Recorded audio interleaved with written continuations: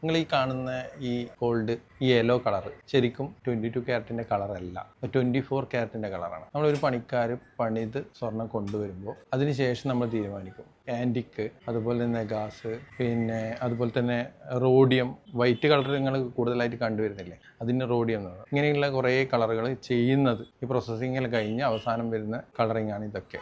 അപ്പോൾ നിങ്ങൾ ഏറ്റവും കൂടുതൽ കണ്ടുവരുന്ന ഈ യെല്ലോ കളർ എന്ന് പറയുന്നത് 24 ക്യാരറ്റ് തങ്കത്തിൻ്റെ കളറാണ്. നിങ്ങൾ ഈ കണ്ടുകൊണ്ടിരിക്കുന്ന ഈ യെല്ലോ കളർ 22 ക്യാരറ്റിൻ്റെ കളർ എന്ന് പറയുമ്പോൾ ഇത്രമാത്രം യെല്ലോ കളർ ഉണ്ടാവില്ല, കുറച്ച് മങ്ങി, ശരിക്കും പറഞ്ഞു കഴിഞ്ഞാൽ ചെറുതായിട്ട് ഒരു ചെമ്പിൻ്റെ ഒക്കെ ടച്ച് വരുന്ന ഒരു കളറാണ് 22 ക്യാരറ്റിന് വരിക. അപ്പോൾ നിങ്ങൾ ഗ്രാജുവലായിട്ട് ഉപയോഗിച്ചുകൊണ്ടിരിക്കുമ്പോൾ, ഇപ്പോൾ മെഴുക്ക് അതുപോലെ തന്നെ നിങ്ങൾ ഉപയോഗിച്ചുകൊണ്ടിരിക്കുമ്പോൾ സ്ക്രാച്ച് ആവുക, ഇങ്ങനെയൊക്കെ ചെയ്യുന്ന സമയത്ത് ഇതിൻ്റെ പുറമേയുള്ള ഈ 24 ക്യാരറ്റിൻ്റെ ഈ കളർ മെല്ലെ പോകാൻ തുടങ്ങും, 22 ക്യാരറ്റിൻ്റെ കളറിലോട്ട് മാറും. അതുകൊണ്ടാണ് നിങ്ങൾ ഈ കാണുന്നതും അത് ഉപയോഗിച്ചുകൊണ്ടിരിക്കുമ്പോൾ ഈ കളർ മങ്ങി വരുന്നതിൻ്റെ കാരണം.